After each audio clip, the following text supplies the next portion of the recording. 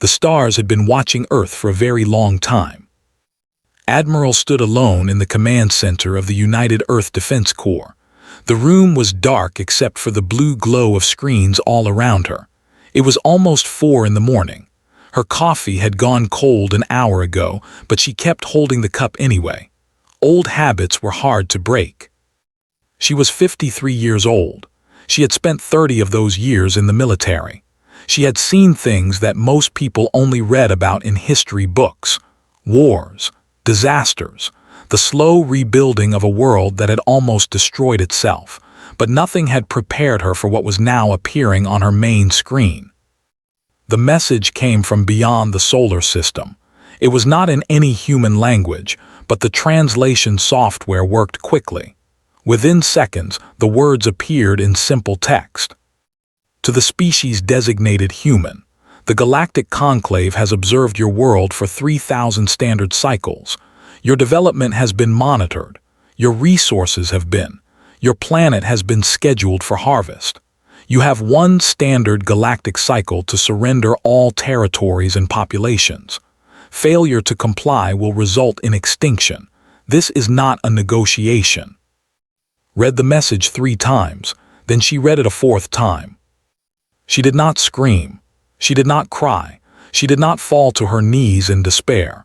Instead, she did something that would have confused any alien observer. She laughed.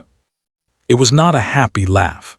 It was the kind of laugh that came from a place deep inside, a place where humans kept all their anger and stubbornness and refusal to die quietly. It was the laugh of a species that had survived ice ages, plagues, and nuclear weapons. It was the laugh of a woman who had been waiting her whole life for someone to give her a real fight. So, she said to the empty room, they finally decided to show up. She put down her cold coffee and pressed a button on her console. A tired voice answered. Director's office, do you have any idea what time it is? Wake him up, said. Wake everyone up, we have work to do. 3 kilometers beneath the mountains of the Korean peninsula, Director was already awake. He had not slept well in years. Sleep was for people who did not know what was coming. Knew. He had known for 6 years, ever since his team had first intercepted alien transmissions passing through the solar system. He was 61 years old, thin, and had the kind of face that looked tired even when he smiled. He had been a professor once, teaching physics at a university in Seoul. That felt like another life now. These days, he spent his time in underground bunkers, surrounded by screens and secrets. When the call came from Admiral, he simply nodded and said, I expected this. My team is ready. The bunker where worked was called Site 7. Officially, it did not exist. The government records showed it as an abandoned mining facility. In reality, it was home to the most ambitious project in human history. Walked through the long corridors, passing scientists and engineers who worked at all hours. They were building something the aliens had never imagined. He entered the main laboratory, where a young woman was staring at a holographic display of the galaxy. Her name was, and she was the person had ever met. She was only 26, but she had already mapped more of the alien communication network than anyone else alive. You heard, asked. Nodded without looking away from her display. The signal came through 20 minutes ago. I've been tracking their fleet movements ever since. How many ships? 47,000, maybe more. They're gathering at the edge of the system. Stood beside her and looked at the display. 47,000 ships. It was a number so large that it should have been terrifying, but felt strangely calm. He had spent 6 years preparing for this moment. Every calculation, every simulation, every sleepless night had led here. They think we're going to surrender, he said quietly. Finally turned to look at him. There was something in her eyes that recognized. The same stubborn fire that burned in Admiral, the same refusal to accept defeat. They don't know us at all, she said. Allowed himself a small smile. No, they don't. He walked to the center of the room, where a large table displayed the alien relay network. It was a beautiful system, really. Thousands of beacons spread across the galaxy, all connected through quantum entanglement. It allowed the aliens to communicate instantly across millions of light years. Their entire civilization depended on it, and was going to destroy it. "The beacons are in position," said. 17 primary nodes within range. One signal from you and they all go dark. Looked at the display for a long moment. This was the moment that would define humanity's future. They could not outgun the aliens. They could not outrun them, but they could outsmart them. "Contact Admiral," he said. "Tell her we're ready." Nodded and turned to her console. Stayed where he was, staring at the galaxy spread out before him. For 3,000 years, the aliens had watched humanity struggle and fight and nearly destroy itself. They had decided that humans were weak, primitive, easy prey. They had made a mistake. The same species that had split the atom and walked on the moon was not going to surrender to anyone. The same species that had survived wars and disasters, and its own stupidity was not going to die quietly in the night. Director had spent 6 years building a weapon that the galaxy had never seen before. Not a bomb, not a laser, something much simpler. A pair of scissors. And tonight, humanity was going to cut the cord. Lieutenant had never wanted to be a soldier. When she was a little girl growing up she had dreamed of being an astronomer. She would climb onto the roof of her grandmother's house at night and stare at the stars for hours. She would imagine what was out there, beyond the moon, beyond Mars, beyond everything humans had ever touched. Now she knew exactly what was out there, and it wanted to kill everyone she loved.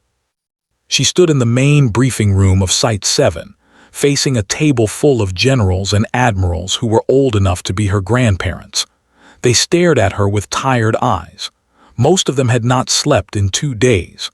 The news of the alien threat had spread through the highest levels of government like fire through dry grass. "The Galactic Conclave operates on a communication network that is older than our sun," began. She pressed a button, and a holographic display appeared in the center of the table. It showed a web of glowing lines connecting thousands of points across the galaxy. "This is their relay system. Every ship, every planet, every council chamber is connected through these beacons. They use quantum entanglement to send messages instantly across any distance. It is the most advanced communication technology in the known universe." General leaned forward. He was 70 years old, with a face like carved stone and eyes that had seen too many wars. "And you're telling me we can destroy it?" "Not all of it," said. "But we don't need to destroy all of it. We only need to destroy the nodes that connect this sector of the galaxy to the rest." She zoomed in on the display, highlighting 17 points that glowed brighter than the others. "These are the primary relay beacons within 50 light-years of Earth. Destroy them and every alien ship in our region loses contact with the rest of the Conclave. No orders, no reinforcements, no coordination." Admiral spoke from the end of the table. "How long have we known about these beacons?" Looked at Director, who sat quietly in the corner. He nodded. 6 years, said. Director began monitoring alien transmissions shortly after we developed long-range quantum sensors. We've been mapping their network ever since. The room fell silent. General slowly turned to look at. "You've been preparing for this for 6 years, he said, without telling anyone." Shrugged, it was a small movement, almost careless. "I read their transmissions. I saw how they talked about us, like we were cattle waiting for slaughter. I knew this day would come eventually." "And you didn't think to inform the government?" "The government would have formed a committee. The committee would have debated for years. By the time they made a decision, it would have been too late," stood up slowly. "So I made the decision myself. I built the ships. I trained the crews. I positioned them near the relay beacons 3 years ago." General stared at him for a long moment. Then, unexpectedly, he smiled. It was a grim smile, but it was real. "You crazy old man," he said. "You might have just saved the human race." Did not smile back. "We haven't saved anything yet. The hard part is still coming." Admiral stood up and walked to the holographic display. She studied the 17 beacons carefully. "These ships you positioned," she said, "are they ready?" "They've been ready for 3 years. Each one is carrying enough explosives to crack a small moon. The crews know their mission. They've been waiting for my signal.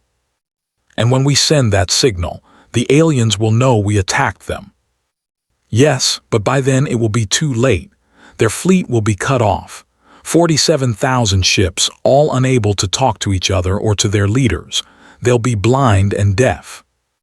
Watch the two of them talk. She had spent years building this plan, running simulations, calculating probabilities.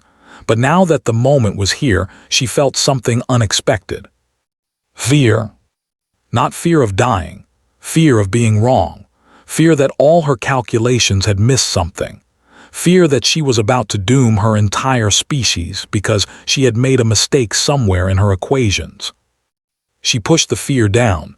There was no time for doubt now. "There's something else you should know," she said. The room turned to look at her. "Once we destroy the beacons, the aliens won't be able to call for help, but they also won't be able to retreat.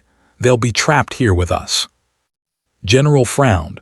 "Trapped 47,000 ships." "Yes, their navigation systems depend on the relay network for long-range coordinates. Without it, they can move within the solar system, but they can't plot a course back to their home worlds." Admiral nodded slowly. "So we're not just cutting their communications, we're locking them in a cage with us." "Yes." The room was silent again. Everyone understood what this meant. There would be no surrender, no negotiation, no retreat. Once the beacons were destroyed, it would be a fight to the end. Either humanity would win or humanity would die. There was no middle ground. Admiral turned to Director. "How soon can we do this?" "The ships are in position. I can send the signal in 1 hour." Looked around the table. Every face was grim but determined. These were people who had spent their lives protecting Earth. They had trained for wars that never came, prepared for disasters that were always avoided. Now, finally, they faced a threat worthy of their preparation. "Send the signal," said. "Let's cut the line." Nodded and walked to the communication console. His fingers moved across the keys with practiced ease. Somewhere out there, 17 ships received his message. 17 crews who had waited for years finally learned that their moment had come. In 1 hour, the galaxy would go silent, and humanity would start fighting back. He had been commanding harvest fleets for 200 years. She had overseen the collection of 37 planets. She had watched countless species beg and cry and fight and die. It was always the same. The primitives would resist at first, throwing their pathetic weapons against her ships. Then they would realize how hopeless their situation was. Then they would surrender. Then they would be harvested. Earth would be no different. She stood on the bridge of her flagship, the voice of the conclave, watching the blue planet grow larger on her. It was a pretty world, she admitted, blue and green and white, full of water and life. It would make an excellent addition to the conclave's resource pool. "Commander," said her communications officer, a small creature named with pale scales and nervous eyes, "we are receiving confirmation from all fleet divisions. 47,000 ships are in position." "Good, begin the approach. Standard extinction protocol." Hesitated. "Commander, I'm reading some unusual energy signatures near our relay beacons." Bora did not look away from the unusual how. "I'm not certain. It could be natural radiation, or it could be." The screens went dark. For a moment, Bora thought it was a technical failure. Then she realized that all the screens were dark. Every console on the bridge had gone silent. The constant hum of communication channels that she had heard for 200 years was suddenly gone. "What happened?" she demanded. Scales had turned white with fear. "The relay network is down, Commander, all of it. We've lost contact with the Conclave." "That's impossible. The network has operated for 100,000 years. It doesn't just go down." "I'm telling you what I see. There are no signals coming from any beacon within range. It's like they all went dark at the same time." Bora felt something she had not felt in a very long time: uncertainty. The relay network was the backbone of everything the Conclave did. Without it, she could not receive orders from high command. She could not coordinate with the other fleets. She could not even confirm that the rest of the galaxy still existed. "Try the backup frequencies," she ordered. "Already tried, nothing." "Try the emergency protocols." "Nothing, Commander. We're completely cut off." Bora turned to look at Earth through the blue planet hung there peacefully, spinning slowly in the darkness of space. It looked so harmless, so primitive. But someone on that planet had just done something that no one had done in 100,000 years. Someone had cut the Conclave's voice. "Commander," said, his voice shaking, "I'm detecting movement from the planet. Ships are launching." "How many?" 200, maybe less." Bora almost laughed. 200 ships against 47,000. It was absurd. Even without communications, her fleet could destroy such a tiny force in seconds. "All ships attack formation," she ordered through the local communication system. At least short-range signals still worked. "Destroy the human fleet." But something was wrong. Her fleet was not moving in formation. Ships were drifting in different directions. Some were advancing, others were holding position, others were moving sideways for no apparent reason. Without the relay network, every captain was making their own decisions. And 47,000 captains making independent decisions created chaos. "Commander, the 7th Division is moving into the path of the 3rd Division. They're going to collide." "Tell them to stop." "I can't. They're too far away for local signals. I have no way to reach them." Bora watched in horror as two massive warships crashed into each other. The explosion lit up the darkness like a small sun. Thousands of crew members died in an instant, not from enemy fire, from confusion. The human ships were moving now. They were fast and small, and they seemed to know exactly where they were going. They did not attack the main fleet. Instead, they struck at the supply ships, the fuel carriers, the command vessels. Every target they hit was important. Every attack made the chaos worse. "They knew," Bora whispered. "They knew exactly what would happen when the network went down." "Commander, what do we do?" Bora had no answer. For 200 years she had followed orders from the Conclave. She had never needed to think for herself. The network had always told her what to do, where to go, who to kill. Now the network was gone, and she was just one commander among thousands, all of them blind and deaf and confused. The human ships struck again and again. They hit the flagship of the 4th Division, killing its commander. They destroyed the navigation center of the 9th Division, leaving 1,000 ships unable to plot their courses. They attacked the communication hubs that allowed local signals to travel between nearby vessels. Piece by piece, they were cutting the fleet apart. "Retreat," Bora finally said. "Order all ships to retreat." "To where, Commander? We can't navigate without the relay network. We don't know how to get home." Bora stared at the Earth was still there, blue and peaceful. The human ships were still fighting, still cutting, still winning. She had come here to harvest a primitive world. Instead, she had flown into a trap designed by a species that should not have been smart enough to build it. The humans had not tried to fight fairly. They had not tried to match the Conclave's power with power of their own. They had simply found the one thing that held the entire fleet together, and they had destroyed it. Now 47,000 ships were trapped in an enemy system, unable to coordinate, unable to retreat, unable to do anything except die. And somewhere on that blue planet, Bora knew, someone was laughing. He was 45 years old and had spent 20 of those years flying military ships. He had always known that someday, somewhere, he would meet his end in the cold darkness of space. He had made peace with that a long time ago. What he had not expected was to be winning. His ship, the Defiance, was a mess. It had been built 15 years ago and rebuilt so many times that nothing original remained. The engines came from a cargo hauler. The weapons came from 3 different decommissioned cruisers.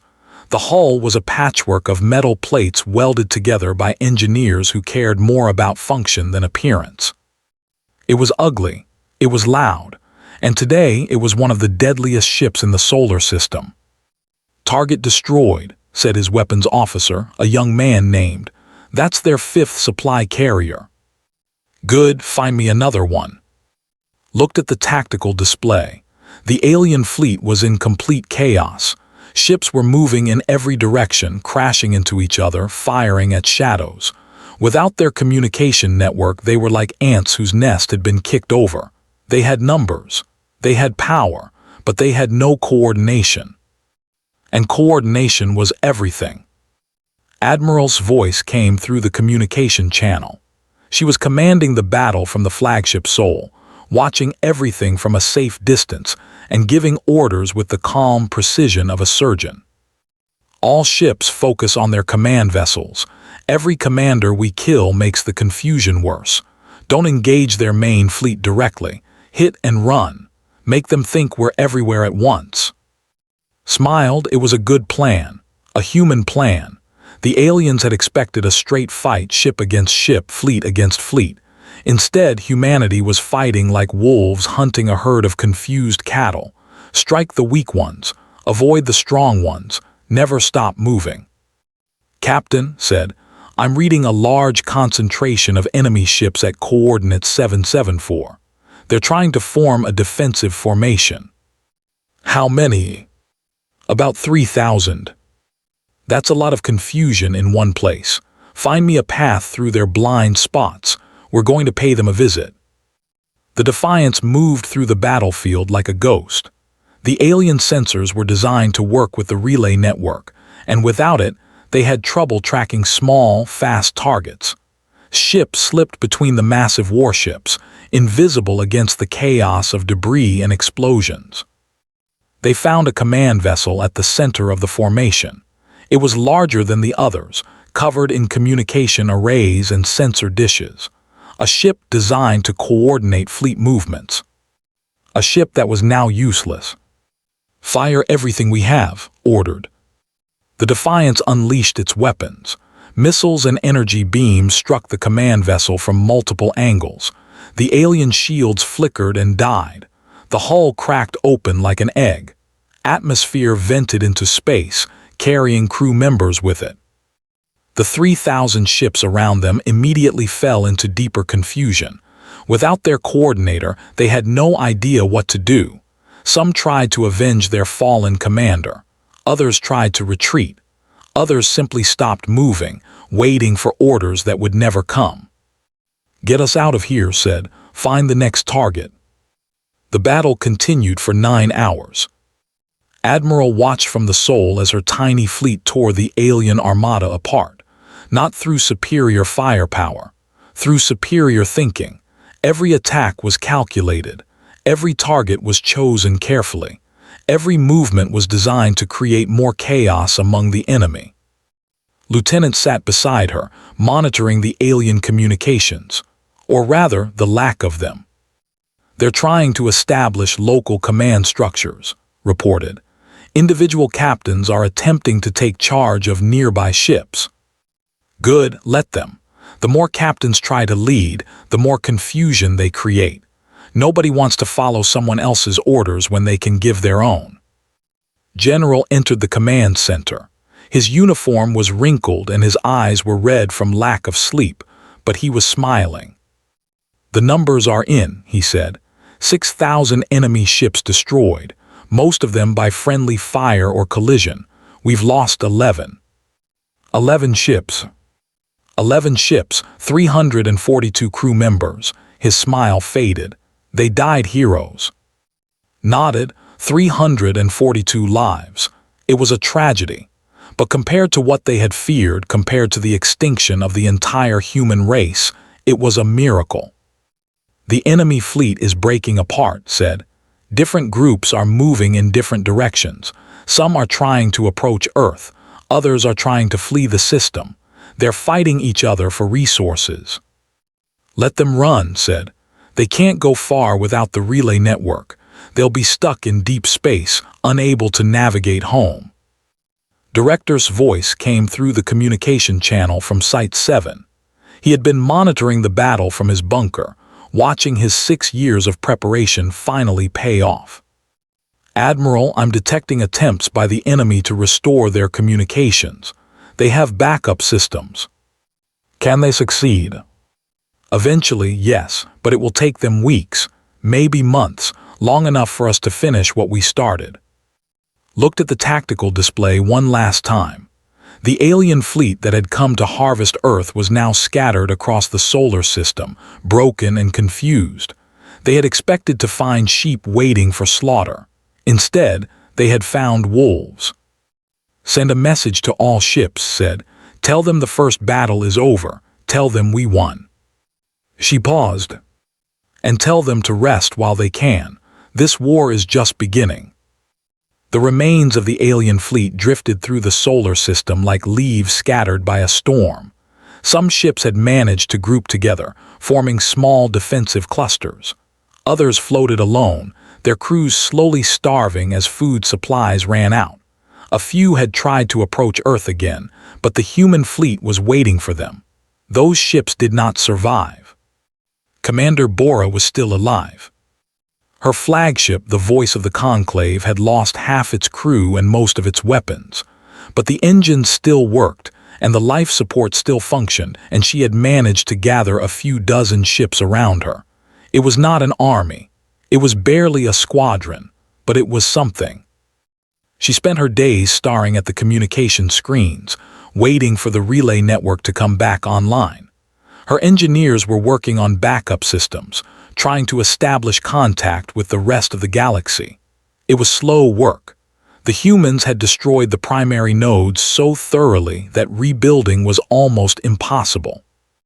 Then, on the 21st day, the screens flickered to life. Commander said, his voice trembling, we've established a partial connection to the emergency backup network. We can receive transmissions from the Conclave. Bora leaned forward. What are they saying? Nothing yet, but there's a broadcast coming through from Earth.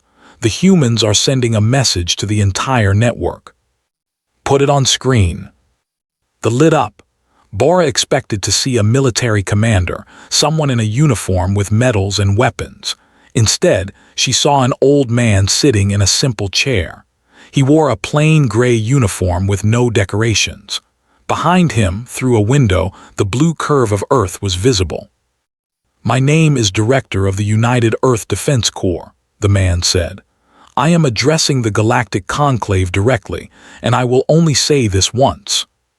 His voice was calm, quiet, the voice of a teacher explaining something obvious to a slow student. You have watched us for 3,000 years. You have seen our wars, our famines, our self-inflicted wounds.